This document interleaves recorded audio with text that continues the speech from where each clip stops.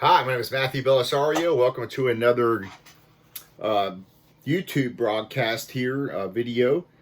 Tonight, I want to give my thoughts on the Blue Note Tone Poet series. Now, for those of you who may have watched my other videos, you know I'm into all kinds of different genres of music, from rock, metal, blues, jazz, country, you name it. I've got a wide range of taste in music, and I really like jazz music, and I have quite a large collection of jazz records. With all of the reissue things going on in the record industry, it's a pretty popular thing now. But a lot of it's way overpriced, in my opinion, and a lot of it's not worth the money, especially when it comes to the mobile fidelity nonsense at 125 bucks, reprinting, putting out blood, sweat, and tears. Like, who's going to pay 125 bucks for that? There are people, but anyways, my point being that you're getting a lot of reissues nowadays that people are buying, and they're paying a ton of money for. Well, one of the nice, refreshing things, if you're into jazz music and into reissues, is the Tone Poet series by Blue Note. Right now, I've bought 6 of them, and over the past about 6 months, and I've not had a bad pressing on any of them. I'm going to talk about the 6 that I've purchased and kind of let you take a look at them, because to me, this is the best deal going right now in record collecting for what you get for your money. You're getting a great quality pressing. I've got 6 of them. All of them are quality pressings. They all sound great. They're all packaged very nicely. They look really good. They're high quality, and you can get them anywhere from 25 to about 35 bucks. And they're making enough of them where you have time to get them. People like me, since I collect a lot across many genres, it's hard for me to afford to be able to buy all these different things when they come out. And so when companies like Mobile Fidelity, I won't name, when they come out with it and they give you like 2 hours to buy it, and then they're done, it's like, come on. At least I can pick these up for probably 3 to 6 months before they're gone, most of the time. Some of them do sell out quickly if they're more popular. I don't collect based on what's going to be popular tomorrow or what I can resell it for. I buy the records because I want to listen to them. And one of my pet peeves are those who buy vinyl records and want to turn them to make money on them. It just really angers me, because it's not about the music anymore. It's not about people sitting down and paying a reasonable price for a record and enjoying the music and sharing it with other people, inviting them over, like I do. I love when people come over to my house and I'm able to sit down and play records for them, and they're blown away by the sound quality and everything else. I really enjoy that. And so it's about the music. And if you can't afford it, what good is it? When it becomes the elite class that can only afford to buy the latest repressing of whatever it is, to me, it makes me angry. So on the positive side, you've got the Blue Note. They're pressing enough of them. You have enough time usually to buy the ones that you want. I'm not one of those people that has to collect every single Tone Poet in the entire collection. I just don't have that kind of money. But I pick out the ones that I really want and the ones I really enjoy. So this one here is the Babyface Willette. This was originally done in 1961. Check out the nice gatefold cover.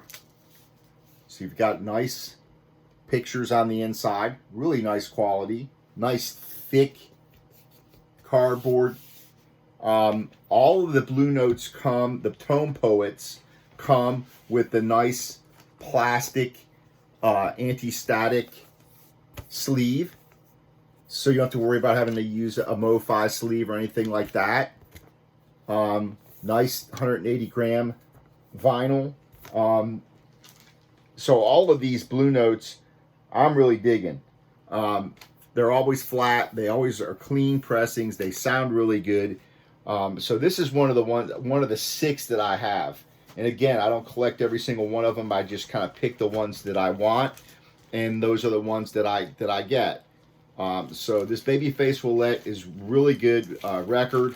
Also some pretty cool players on it, including Grant Green on guitar. One of my favorite jazz guitar players is on this particular record. So I bought that. I bought this Stanley Turrentine record, which I really like. First made in 1962. Again, same type of jacket, really thick. You've got great players on here. Les McCann on piano, Herbie Lewis on bass, and just some great jazz. And check out the gatefold. So again, really nice quality. I highly recommend these. If you're just getting into jazz music, these are the best deals that you can get. This one's one of my favorites. Jimmy Smith Prayer Meeting, one of my favorite records, and one of my favorite organ players. This guy is just a monster on the organ, playing with some great people. Stanley Turrentine on tenor sax, Quentin Warren, a great guitar player, who played on a couple of his albums. Again, really nice thick cardboard, nice packaging. Yeah, I think I got this for 25 bucks. Nice gatefold, check it out. These are the best deals in vinyl records right now. Again, if you're into jazz music or just getting into jazz, 25 to 35 bucks. Won't break the bank. You can pick out the ones you like, and you're not going to be disappointed.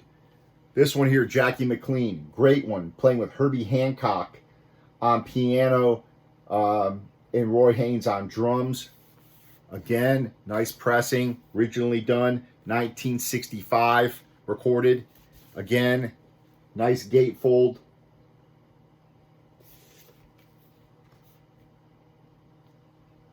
So, another good pressing. This one I just got in the other day. Pretty unique jazz record. I like it. He's playing really cool bass on this record, and you've got Kenny Burrell, another one of my favorite jazz guitar players, playing on this, with Hank Jones on piano and Art Taylor on drums. Great drummer. This is a great album if you're into bass, acoustic bass jazz. This was recorded in 1957. Again, nice gatefold.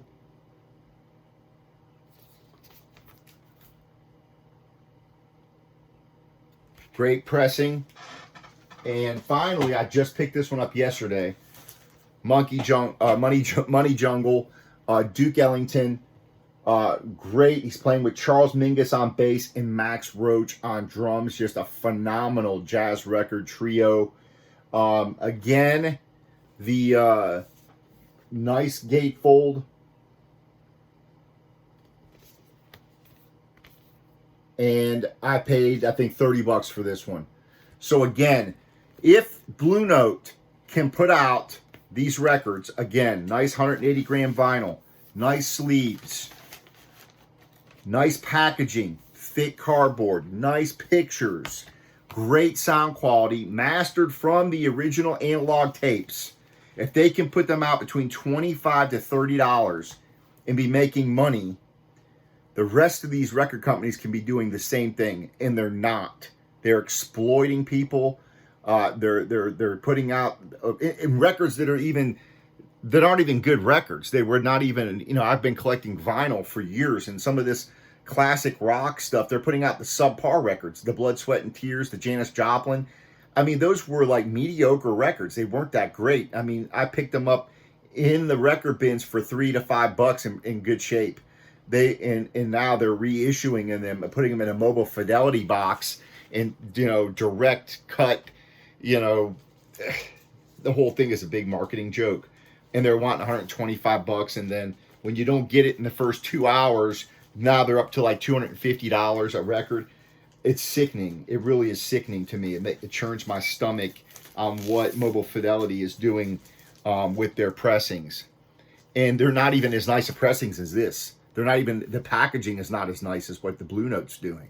So, forgive me for my criticism, but let's call things for what they are. Some of these companies are simply trying to make a buck on marketing.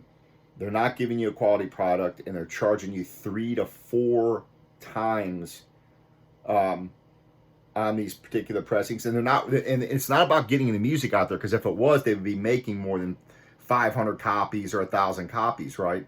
Like Blue Note's putting out enough to where the people that want them can usually get them.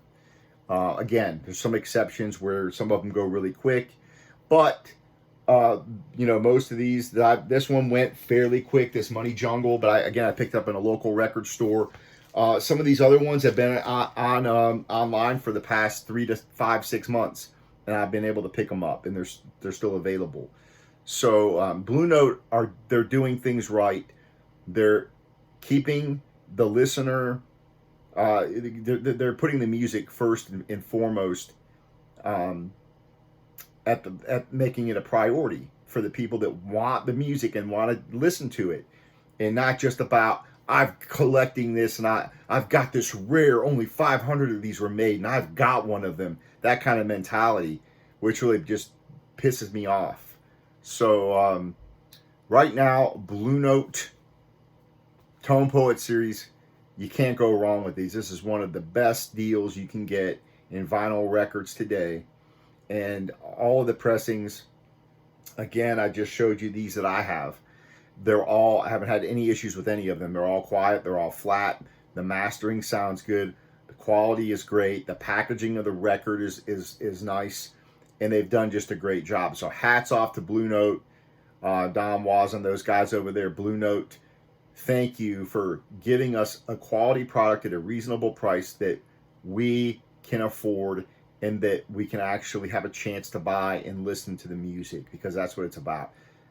If the music is so expensive that none of us can afford to buy it, it's kind of worthless. And I think that the guys that made this music, and that's something that's, if you want to sit back and think about this, the people that made this music made it because they wanted people to listen to it, and they wanted people to be able to buy the record and put it on their turntable at home.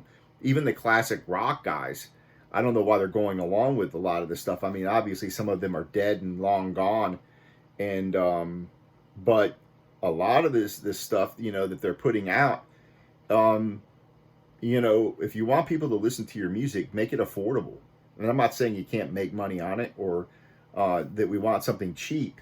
But again, if Blue Note can afford to go and have these taken from the original analog tapes, and they can have them made on this beautiful, glossy, thick covers with gatefold, with pictures, and a nice 180 gram pressing with this nice sleeve on it. If they can afford to give this to us for 25 to 35 bucks a record, with this kind of quality, then these other big companies that are larger than them, I imagine, can probably do it for the same price or less, but they're not doing it. So anyways, that's my rant, but it's my recommendation for those of you out there who are looking for something that's nice quality, and is good value for the money. In my opinion, right now, Blue Note, they're doing things right. So go out and go online, and if you're just getting into jazz, I recommend just going on YouTube, playing some of these and seeing which ones you like, and pick out one of them and go buy them, and you're going to be happy with this. This is something you hand on to your kids or whatever, these records. So that's it for today, and we'll see you on the next episode.